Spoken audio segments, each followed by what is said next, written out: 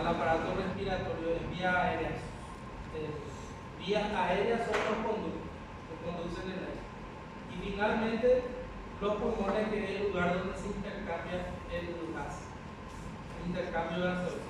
Por eso dividimos al aparato respiratorio en vías aéreas y pulmón. Las vías aéreas respiratorias se pueden dividir en altas y bajas. Alta sería todo lo que está por encima de la glotis. La glotis es la laringe, las cuerdas vocales, todo por encima de las cuerdas vocales. Y todo lo que está por debajo de las cuerdas vocales se llama vías respiratorias inferiores. Por eso nosotros podemos tener infección de vías respiratorias superiores, que son la rinitis, lo que es la infección acá de las vías respiratorias superiores, la laringe o faringe. Y luego tenemos la infección de las vías respiratorias inferiores, donde ya es la tráquea, la traqueitis o la bronquitis, o la bronquiolitis, que ya son de los bronquios. Entonces, las vías respiratorias superiores corresponden a las fosas nasales, orofaringe, laringofaringe, hasta las cuerdas vocales. Acá está la glotis.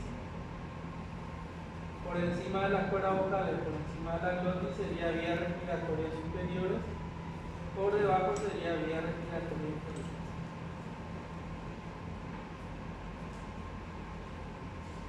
Si yo les hago una pregunta, anatómicamente hablando, para eso ustedes saben para qué estudian anatomía, para poder entender los problemas de la enfermedad. Por ejemplo, si yo tengo un tumor aquí, en la nasofaringe, ¿por dónde el paciente va a morir o no va a morir? ¿O va a seguir respirando?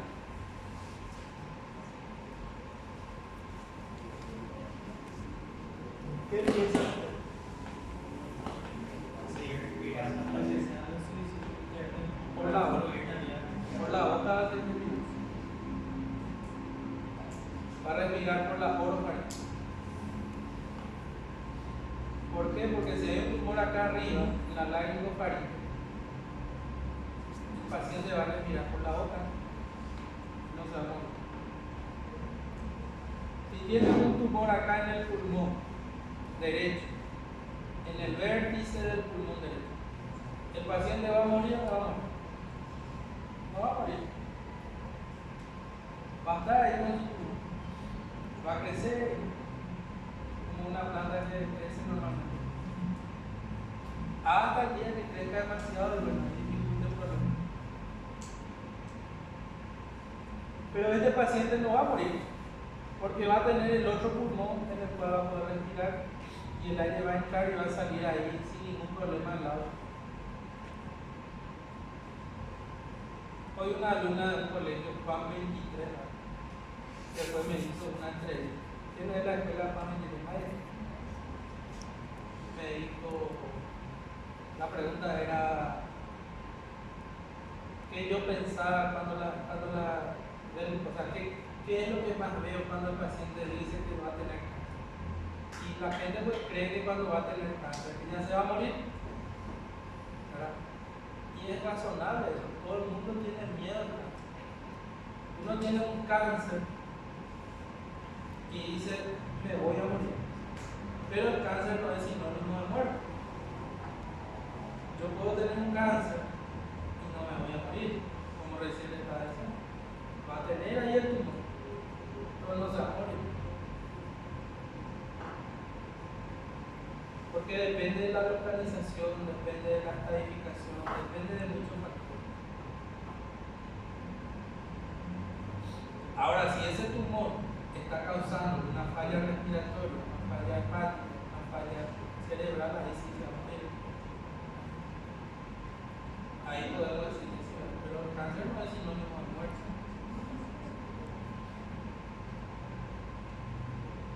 Y le dije yo que lo que más a veces me incomoda cuando el paciente viene y dice que se va a morir, si diciendo que todo el tiempo luego se va a morir.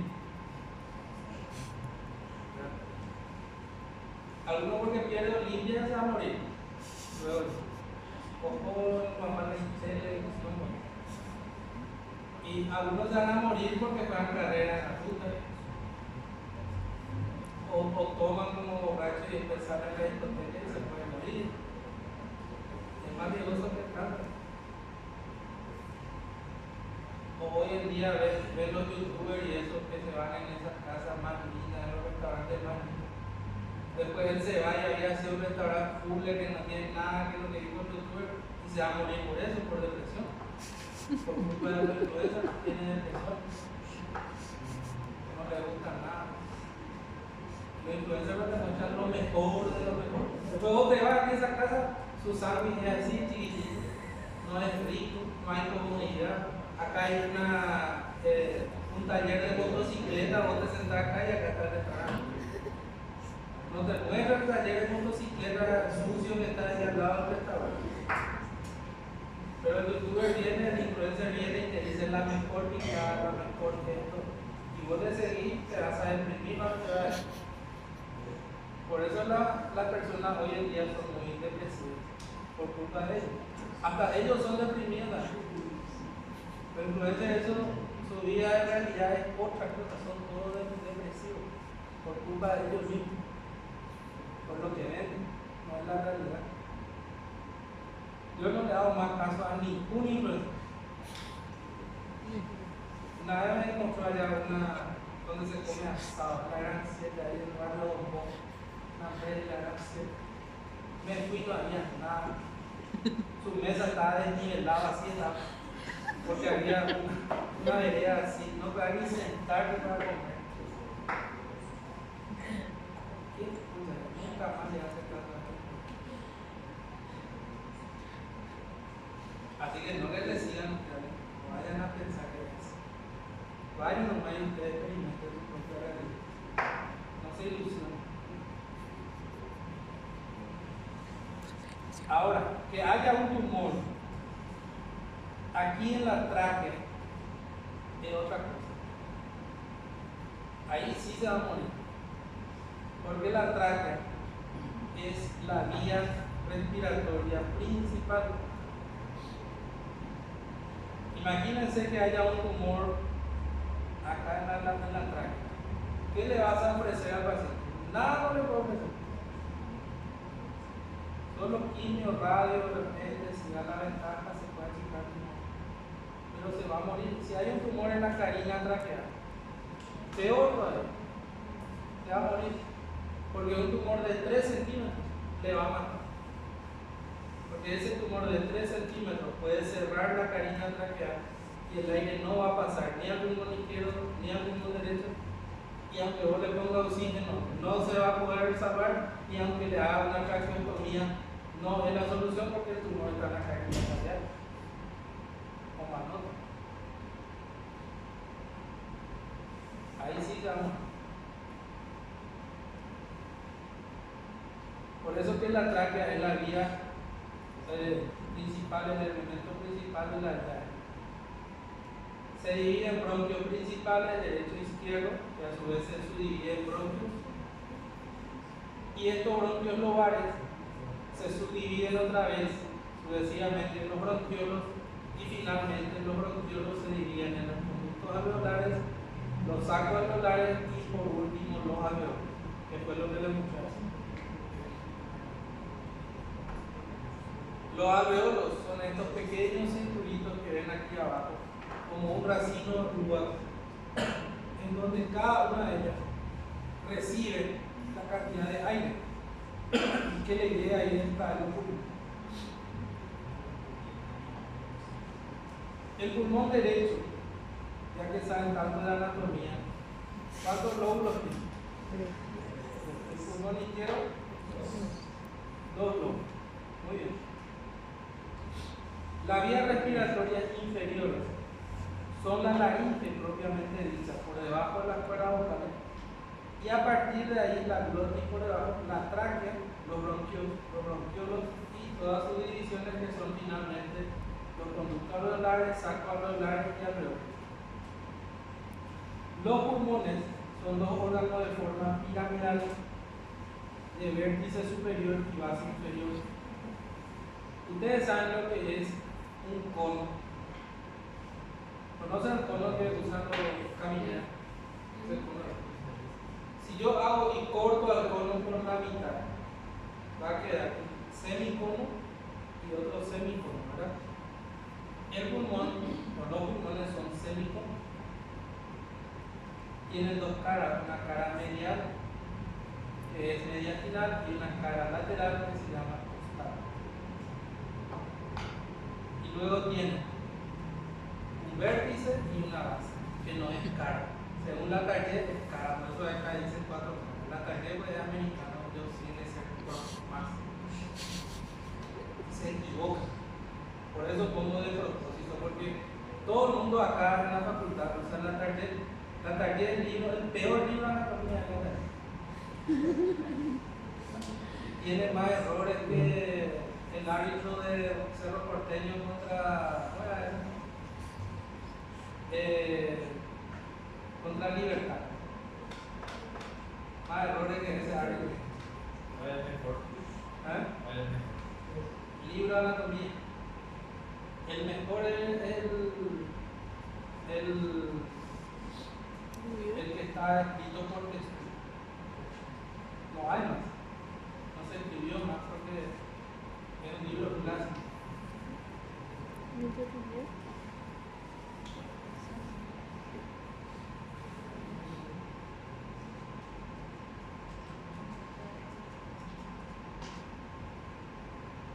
Y después están los franceses que son muy buenos también, que es Rouvier.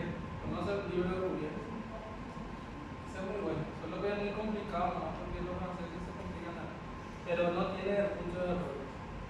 Pero es más descriptivo, complica un poco más la descripción porque es muy detallado, ¿no? Y a veces ya complica un poco.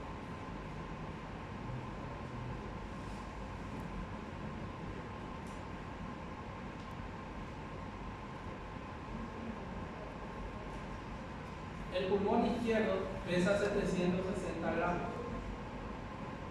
Tiene dos lóbulos, el superior y el inferior, y tiene un pequeño apéndice que se llama lígula, que es parte del lóbulo superior, donde se queda la impresión cardíaca en ese lugar.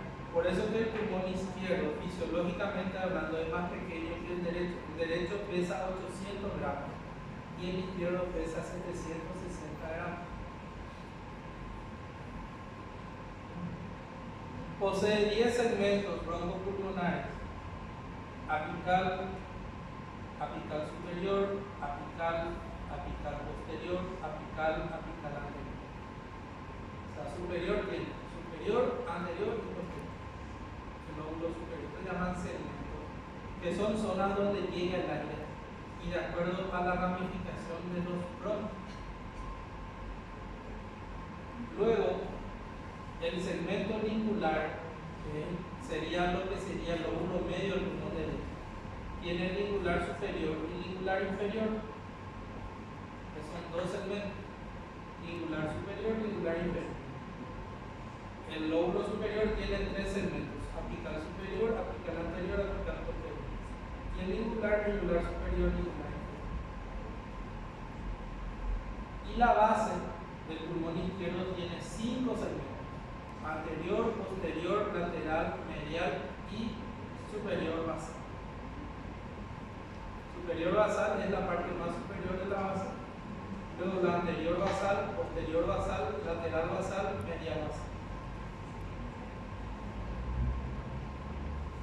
Anterior, posterior, lateral, medial y más superior. El derecho lo mismo.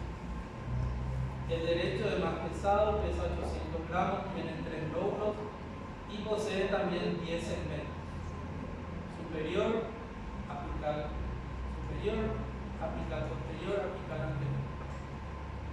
Luego, como no tiene lígula, tiene segmentos medios, tiene lateral y medial, y luego la base que tiene lo mismo: basal superior, laterobasal, medio basal, anterobasal, posterior basal.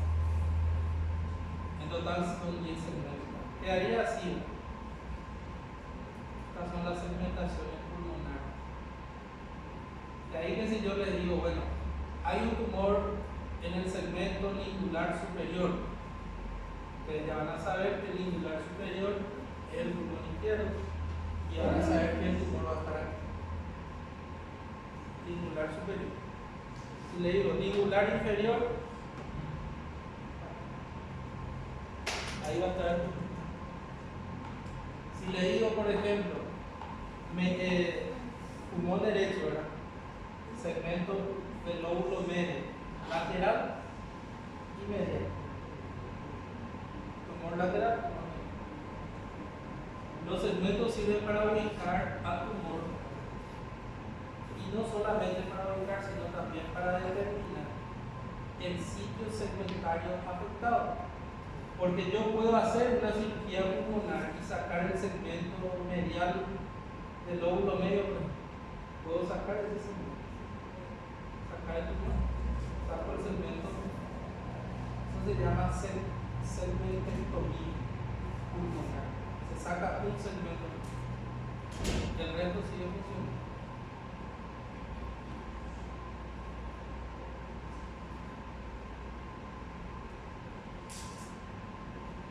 Recordando un poco el recuerdo fisiológico del pulmón, aquí nada más recordando que la respiración es un proceso de inspiración y expiración en el que actúa el diafragma.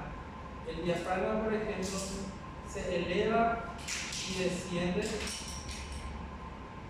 pasa? Eso ocurre a todos los médicos, no pasa. ¿Te da cuenta? El médico cuando se le cae algo, se me cae mi rodilla, yo me levanto para agarrar ese y se me caen todos los 5 otros ligados de mano. Porque tenemos de bolsillo siempre cargado. Eso le pasó a la compañía.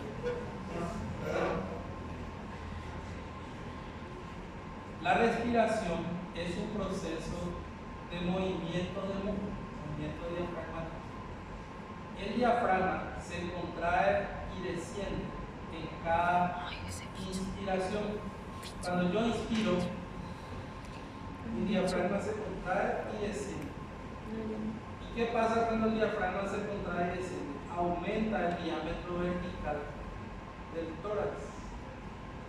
Si aumenta el diámetro vertical del tórax, ¿qué pasa con el volumen? Aumenta. ¿Qué pasa con la presión? Disminuye. Le llegó el imagen.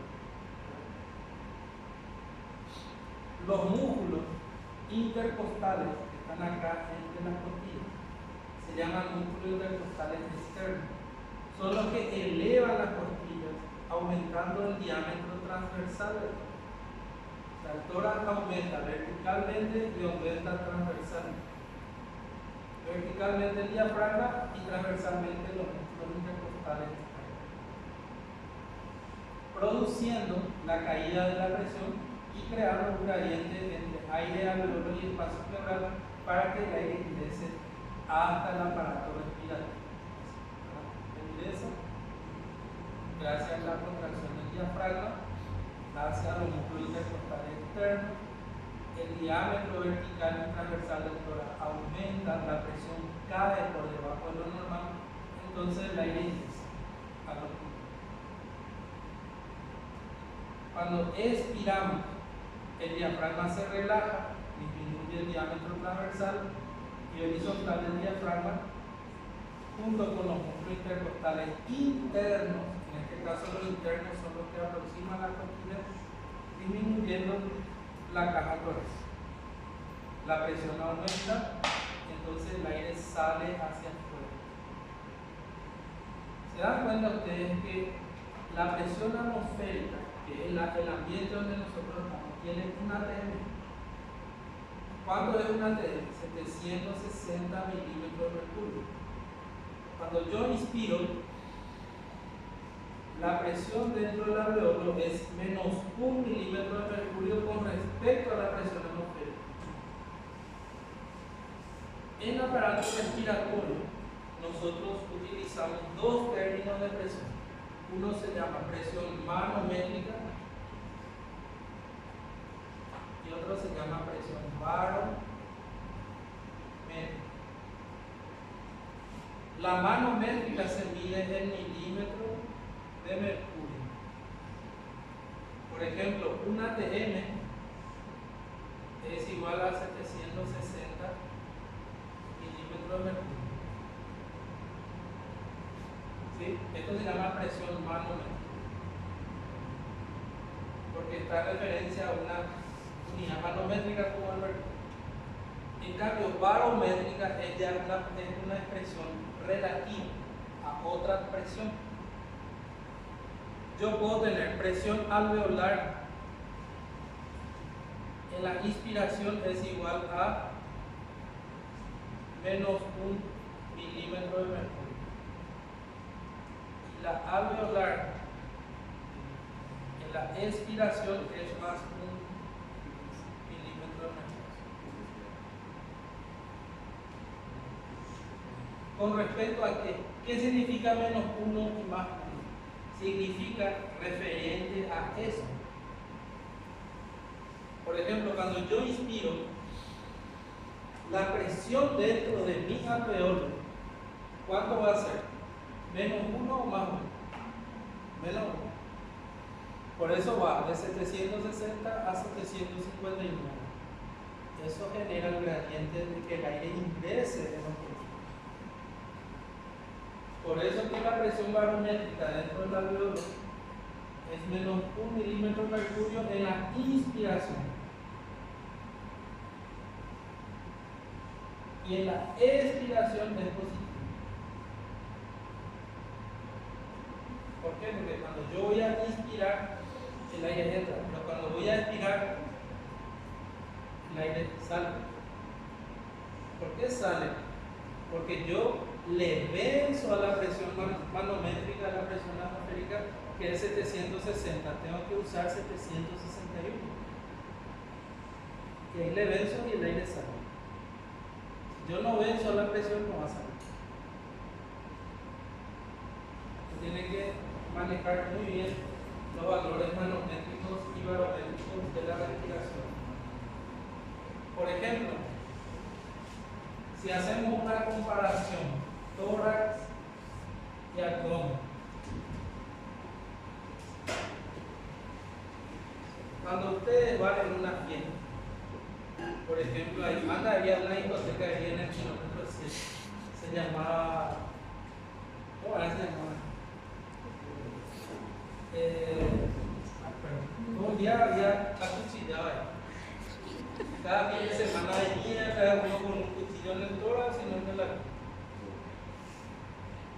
Y si hay una herida por arma blanca en el tórax, te hinca la carne encima del diafragma y ustedes sacan esa arma, ¿qué va a pasar? Va a quedar una agujera ahí. ¿Qué va a pasar con el aire atmosférico con respecto a la presión del tórax? El tórax tiene presión negativa y el abdomen tiene presión positiva. Ahí está el problema. Si una persona recibe una estocada en el tórax, al sacar el cuchillo de ahí, por eso tiene que venir con su cuchillo, si es posible, no es. Pero si alguien estúpido le sacó el cuchillo, le va a matar más rápido. ¿Por qué? Porque el tórax tiene presión negativa y el aire, ¿qué va a pasar? Va a entrar y el tipo que tiene su pulmón ahí apenas apretadito, cada vez le va a apretar más y se va a morir con un neumotórax, entrada de aire en el tórax. Neumotórax a presión. Entonces, si hay una herida armada blanca en el tórax, ustedes tienen que cerrar eso lo más que puedan y llevarle la urgencia para que venga el cirujano torácico y le coloque un tubo de drenaje para que se salga. No estar abierto, estamos en 10 minutos vamos. Y en el abdomen, si viene y te hincan en el abdomen, no pasa nada. Te va a hincar ahí, te va a sacar el cuchillo y tu tripa va a salir afuera, pero no va a salir en el aire, no va a entrar dentro del abdomen. ¿Por qué? porque el abdomen tiene presión positiva. La tripa se va a colgar toda ahí por los ángulos. Porque el abdomen, como tiene presión positiva, va a tener tendencia a que las vísceras salgan hacia afuera en vez de que el aire entre hacia afuera.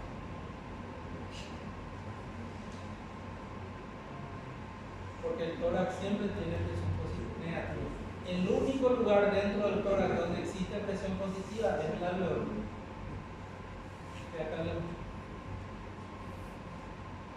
¿Saben cuánto es el valor barométrico del tórax? Del espacio pleural.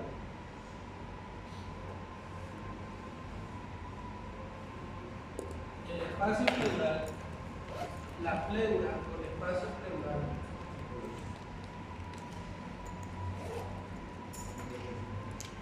tiene un valor de -3 y -5 milímetros de mercurio. Esto en la expiración y esto en la inspiración.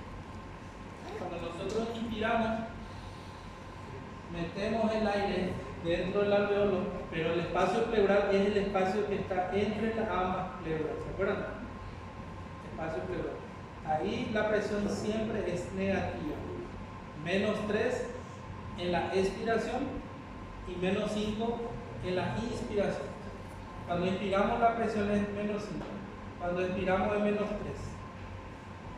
En esos valores no, pero siempre es negativo.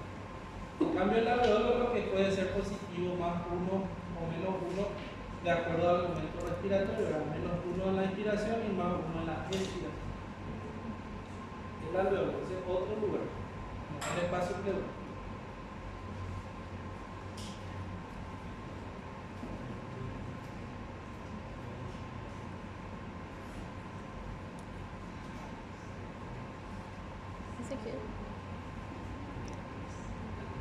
El aire inspirado circula por los bronquios terminales a gran velocidad, disminuyendo posteriormente.